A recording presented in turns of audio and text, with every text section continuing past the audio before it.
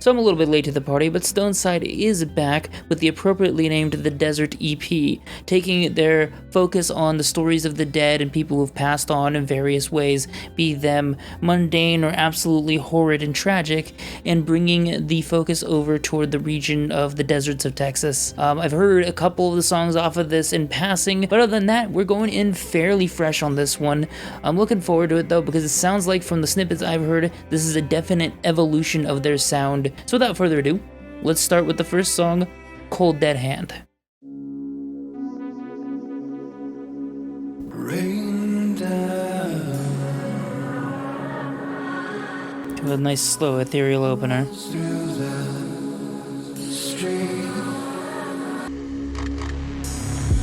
Kind of like that synth that kind of rolls into focus, then pops out. Deep, ambient, a little bit unsettling. Probably warming this up for a drop here.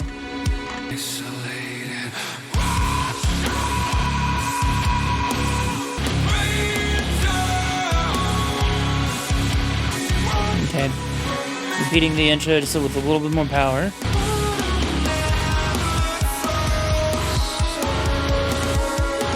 Okay, the story on the lyrical matters are already very strong here. Granted, I have the advantage of knowing what it's about.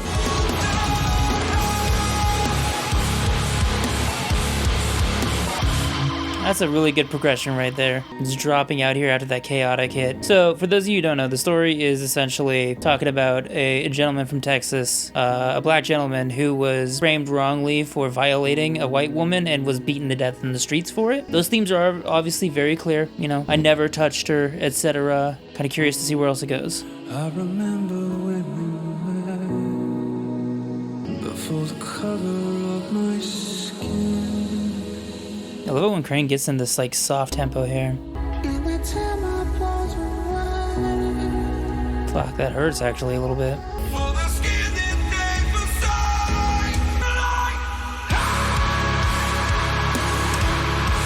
Oh, fuck, that's powerful. You can really tell they wanted to give weight to this song in particular. It just feels like a little bit step up in passion and just emotion from the last entry even.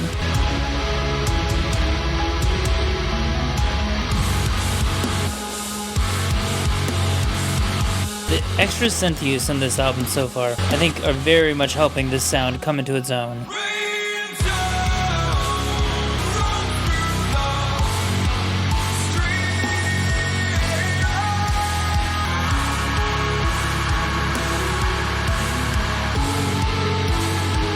He puts such a great power behind his vocals. It's like a raw edge. It's like dancing the line between screaming and absolutely yelling, mixing in with the soaring vocals. It's really good touches. Okay, we're gonna have one last drop before the end here. I'm hearing those drums kick up.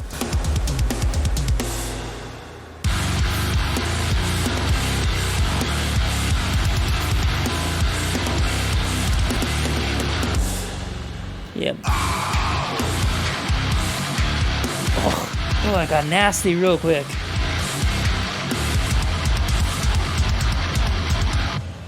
Ooh, the way they deconstructed the end of that song was gnarly. Alright, that was a really, really powerful track already off the bat. Just tons of raw emotion, like more than I've ever heard from them. That was really intense. There's some long tracks this time. They're really leaning into the prog edge. Almost like kind of like choir chants there. To a fault analytical tone to the grave.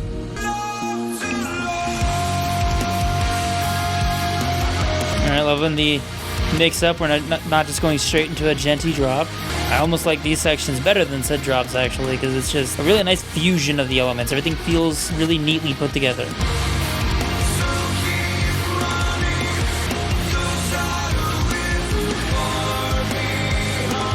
Dips into that falsetto. Come on.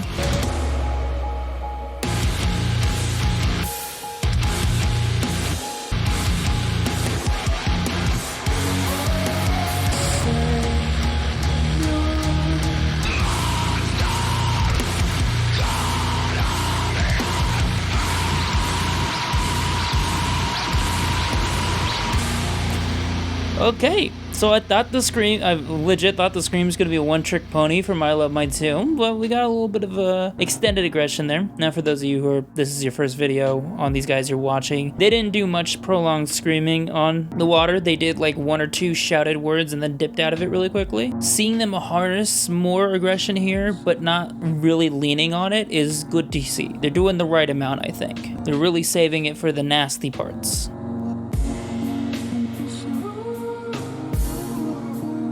The sample work on this album so far has been very interesting too. Just the way they've deconstructed all the samples and kind of like stretched them out, warped them off key a little bit. It makes for a slightly unsettling and yet still kind of pleasing sound at the same time. It lulls you in, but these are generally not pleasant tales.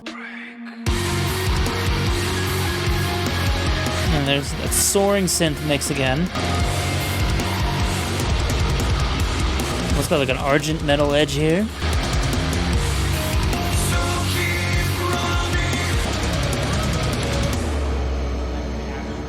So detecting a lot more animosity on this record than the last one. Like some of the people covered in this are maybe not necessarily good people.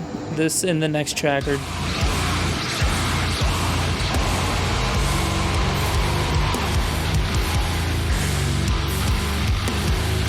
emblematic of that.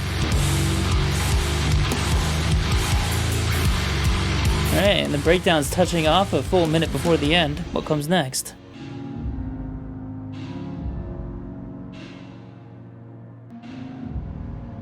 Almost distant, like I'm listening to it from several buildings away. Just gonna soak me in atmosphere for this minute. I believe that's what's gonna happen. So it is an end of the song breakdown, just with an extended outro. Liking the way this is going so far. They're balancing all their elements really, really neatly. We'll see if it holds that through the end. I know My Love, My Tomb is on the more aggressive side by far. Maybe I'll pick up some new details in it. Who knows?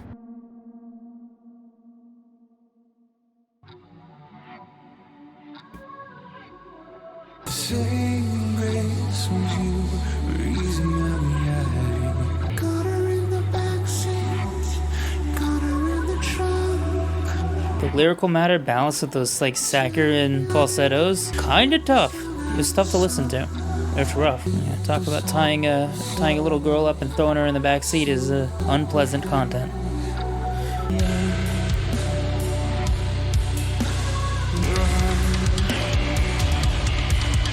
This build with that fucking grimy ass bass.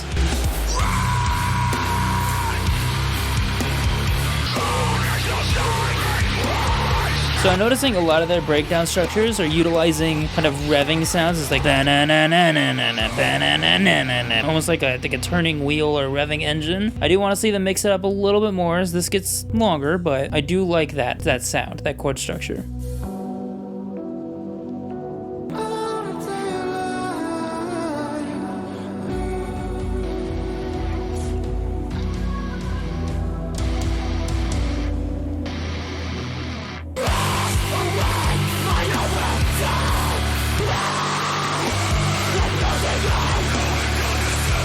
Traded section with Connor Sweeney trading off with Crane screams. Brutal.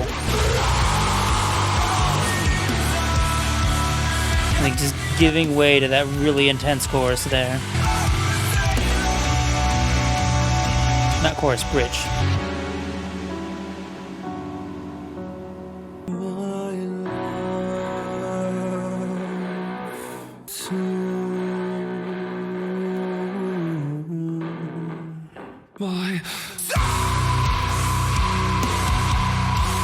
And even that part, which is so kind of silent and understated, has such an unpleasant undertone owing to that kind of raw, gritty garage tone of a guitar going on in the background that time, filling in that hollow sounding silence like a basement, which is apropos in a very terrifying way.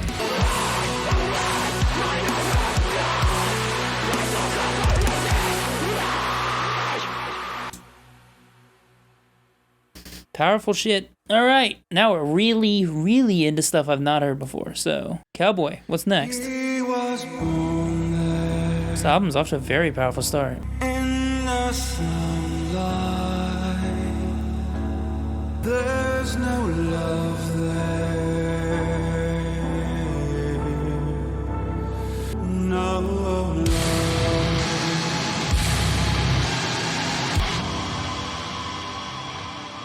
Thought that was gonna lead into something for sure. Okay, that felt very transition-y. He grew up there, narrow-minded way.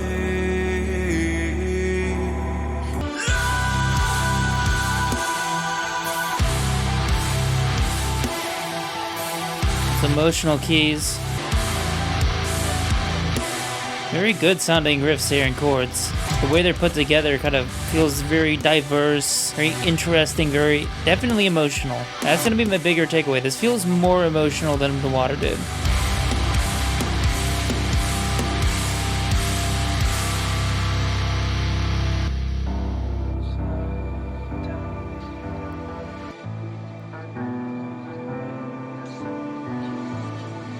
So many dense layers, from the sampled vocals circling around to that distant hiss of a synth failing to get started up. It's just a lot of really great tiny things that let this band stand out from other, say, prog/gent acts. And considering this, I'm pretty sure this is like a bedroom production. This is incredibly impressive. I'm like 90% sure this is like bedroom production. Alright, that was Cowboy. That felt like saying goodbye to a friend almost. That was really emotional. Ooh, I like you. Oh, I like you. Oh, I like that synth a lot. I love that one too. Oh, these are very lovely sounds. Oh, these are very lovely.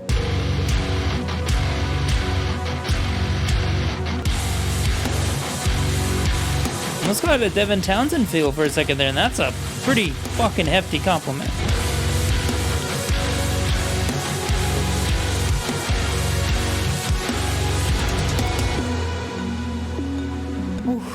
Oh, this is so pretty. Holy shit, this is gorgeous. Every little element here.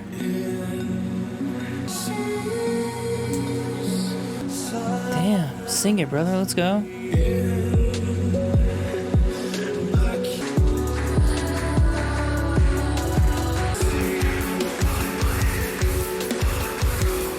Everything's building. The tension, the aggression, the keys. No drop. Very good, very good. Just get into the chorus sound.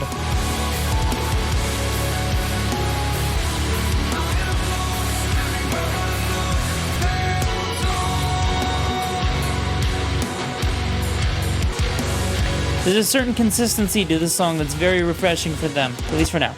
We still have 3 minutes, but so far, very even flow on this kind of energetic yet pretty sound.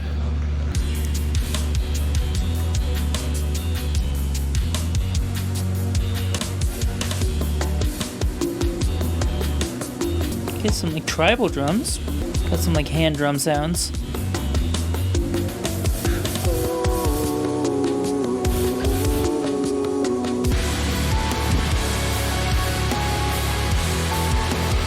The way the keys are mixing in with that kind of roaring synth is a very nice effect.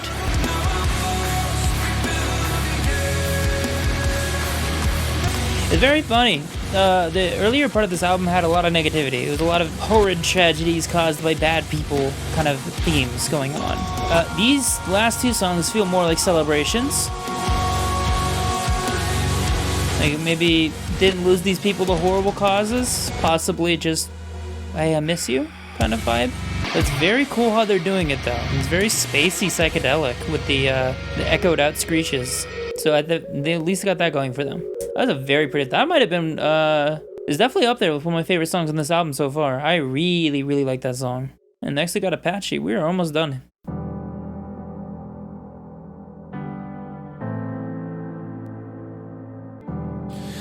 I lived on the plains.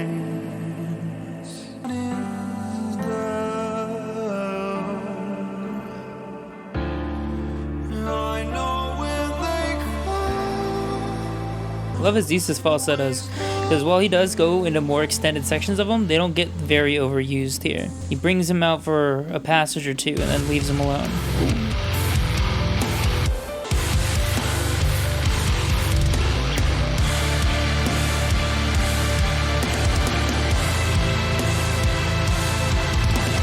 Those fucking powerful strings. Nasty drum fills.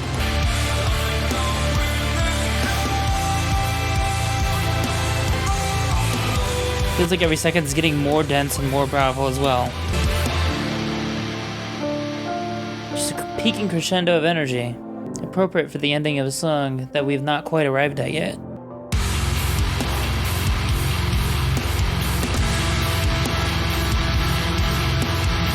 Good choice to use a layered guitar here instead of a synth. Really change it up a little bit. Similar effects, but different tools, I would say. Different emotions.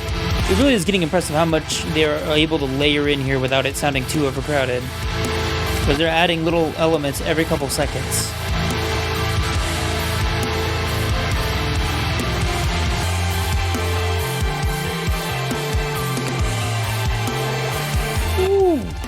Oh yeah. Oh, you could have brought the bass up a little bit more, but damn, that's a good sound. Okay. Now, it would be really cool if Suicide Silence didn't get heavy at all. It'd be really cool if this album ended on a really soft note, because then I have something to say about structure. Even though this album isn't necessarily written with structure in mind, as far as I can tell. It does have one, implicit or not, and it's a good flow. A bold one that risks losing a lot of metal fans, but a bold flow nonetheless. Alright, last song. I've been surprised by them before, but I'm going to assume they're not about to launch into a Mitch Lucker cover. Help me on my way. Suicide silence. Suicide silence. Very pretty. It's incredible how his voice lends itself to the heavier passages with that grit, that almost workman-like grit in it. But then he can dial it down to such a smooth, silky tone. And a lot of it owes to the production. I'm definitely going to say that is a major standout on this album is production. He's absolutely incredible. I can't wait to talk about it a little bit more, but I'm going to shut up for now. Suicide silence. Suicide silence.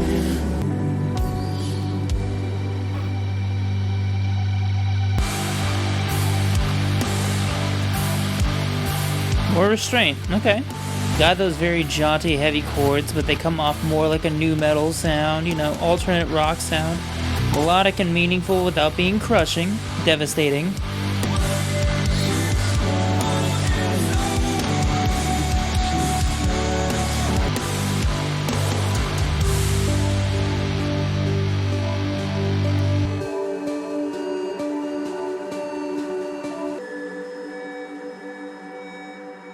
Alright, so what I asked for actually happened. So we have some shit to talk about with this record. Probably gonna have to lay down some, like, kind of overall how I review albums things, but outside of that, that was The Desert by Stoneside. Let's talk about it. Well, shit.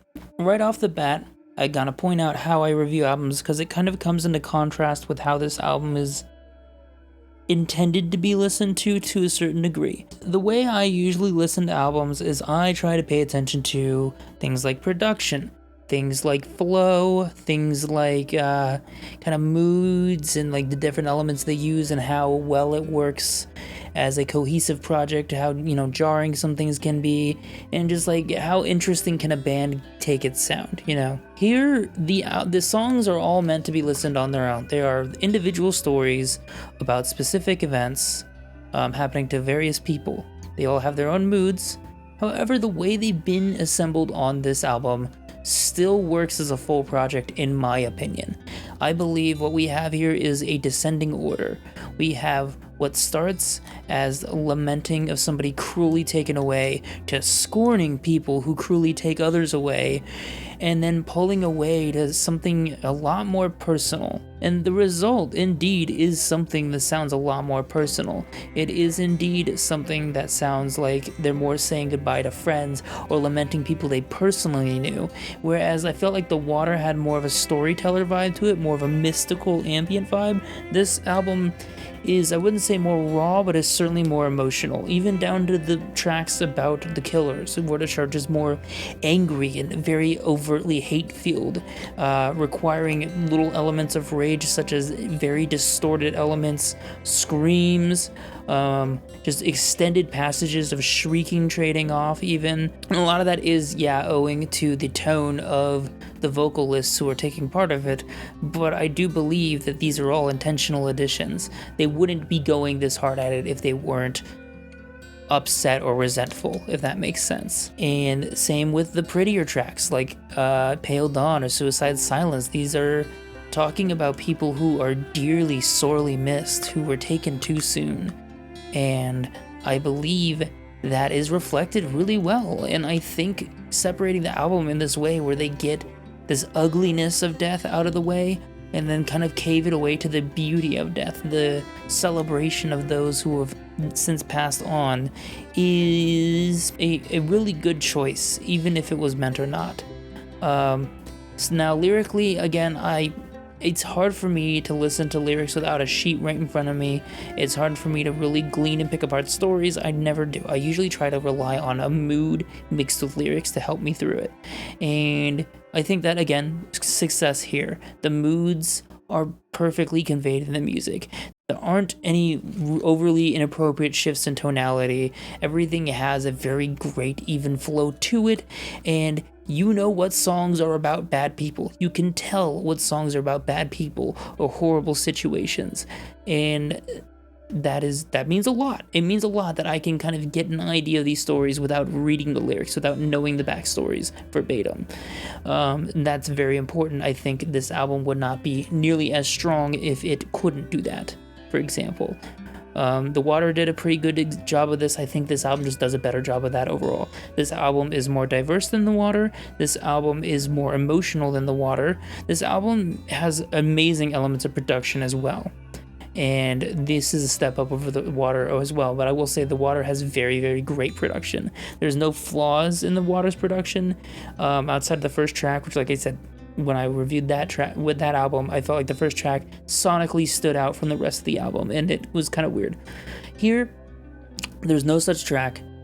Here, they're doing a great job of taking all the elements that make them this kind of sleep token on the more progressive edge, with less of the pop elements in there and more interesting ideas pulled from other influences. And they do a lot with layers. And it gets downright impressive how well the production can juggle the layers without sounding crowded or noisy. Because it's very easy to make a track sound muddy when you're doing down-tuned instruments, clean low-end bass, of lower singing vocalist, etc. All these things do pile up on the low end and kind of make this kind of cruddy sound usually. But here they definitely avoid that problem using panning, using probably little EQ things to help things fall into place properly. It's very masterfully done. Especially impressive that, again, I am pretty sure this is being mixed on somebody's laptop in their bedroom. Stoneside is pretty damn underrated at this point. I definitely think they deserve their time in the sun. Hopefully their upcoming show with the Browning will help get them a little bit more exposure as well. I definitely think this is a band that's going to make it pretty high, because in the pantheon of people say, oh, it sounds like Sleep Token, I kind of think this band does Sleep Token's kind of ideas in their own unique way much stronger and much more consistently, especially considering the most recent output of both bands. So that's kind of it for me. A huge recommendation for this for anybody who is interested in kind of ambient, progressive, gent, metalcore, etc. I think this is a rewarding listen that you should definitely take out, and one that, while can easily be ingested as a catchy, heavy, enjoyable product, has a lot to give if you really pick apart the layers and really dig into the lyrics. And that's going to be it for me, guys. If you like this, of course, go check out the links down below to check out Stoneside, check out my reaction to My Love, My Tomb when it first came out. And yeah, let me know what you guys think in the comments down below, etc, etc. As per usual, yada yada, plug my Twitch. We do all sorts of weird content over there. I'm gonna start posting a little bit of it over here as well, but I wanted to get some music stuff out for the diehards who have been here the whole time waiting for me to do more music content before I start really muddying the waters. Thank you guys so much for watching, and take care.